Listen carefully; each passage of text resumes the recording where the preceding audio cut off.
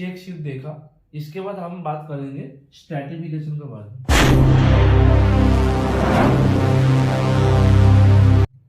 तो स्ट्रैटिफिकेशन क्या है?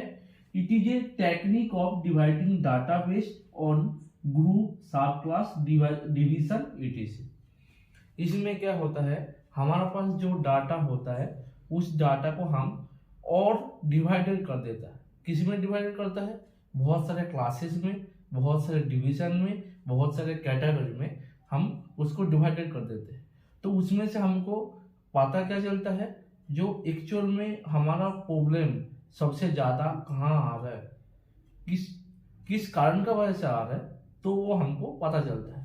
तो ये जो स्ट्रैटिफिकेशन टूल है वो कैसे यूज होता है, फिर एक एग्जांपल देख के हम देखते हैं। एक कंपनी है जहां पेन बनता है, उसमें हम पहले डाटा देखे, उस कंपनी का डाटा देखा है। सेकंड वाला टेबल छोड़े, पहला वाला टेबल देखते हैं।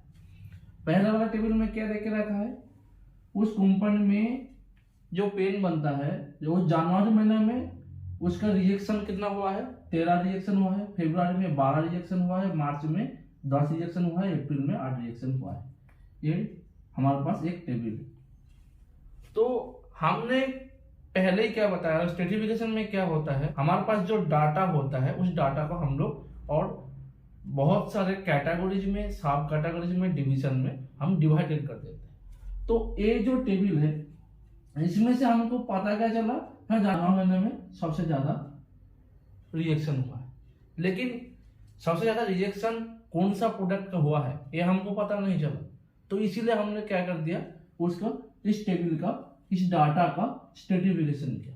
तो स्ट्रैटिफिकेशन करके हमको क्या मिला, पहले हम देखिए, जैसे यहाँ क्या है, मंथ हो गया, हमारा जो कंपनी है उसमें क्या है, पेन बनता था, उसमें हमने देख लिया ब्लैक पेन है, ब्लू पेन है और रेड पेन। ये तीनों पेन उस कंपनी में बनता है। अब उसमें क्या हुआ, जनवरी महीने में कितना हुआ रिएक्शन, 13 रिएक्शन हुआ है। तो हमने क्या देखा, जनवरी महीने में जो ब्लैक पेन है उसका रिएक्शन कितना हुआ है, वो 6 रिएक्शन हुआ है। फिर ब्लू पेन जो है वो 4 रिएक्शन हुआ है और रेड पेन जो है वो 3 रिएक्शन हुआ है। फिर फरवरी महीने में रिएक्शन कितना हुआ, 12 पेन रिएक्शन हुआ। लेकिन कौन सा पेन रिएक्शन हुआ है, कितना हुआ है, वो हमको पता नहीं है। तो हम स्ट्रैटिफिकेशन से क्या देखा, जो फरवरी महीने में हमारा जो ब्लैक पेन है उसका क्वांटिटी है 5, रिजेक्शन का क्वांटिटी है 5। फिर ब्लू पेन है वो 3 रिजेक्शन हुआ है और रेड पेन है वो 4 रिजेक्शन हुआ है।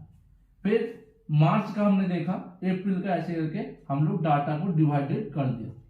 तो आप लोग अगर इस डाटा को देखिए ध्यान से, तो कोई भी बोल सकता है ये कौन सा पेन का रिजेक्शन ज्यादा हुआ है। तो हमने यहाँ देखा दे रहा है जो ब्लैक पेन में सबसे ज्यादा रिजेक्शन हुआ है। तो हमको क्या करना है, इसके बाद उस ब्लैक पेन में क्यों रिजेक्शन सबसे ज्यादा हो रहा है, ब्लू में, रेड में रिजेक्शन हो रहा है, लेकिन सबसे ज्यादा रिजेक्शन हो रहा है ब्लैक पेन में। तो ब्लैक पेन में रिजेक्शन क्यों हो रहा है, तो इसका ऊपर हमको एक्शन लेना पड़ेगा। अगर इसका ऊपर हमने एक्शन ले तो सबसे ज्यादा रिएक्शन जो है वो कम हो जाए। तो ऐसे करके हम लोग स्ट्रैटिफिकेशन का यूज करते हैं। नेक्स्ट हम देखेंगे फिशबोन डायग्राम कैसे क्वालिटी टूल में, 7QC टूल में कैसे यूज होता है, कैसे हम उसका इस्तेमाल करते हैं और देखते हैं।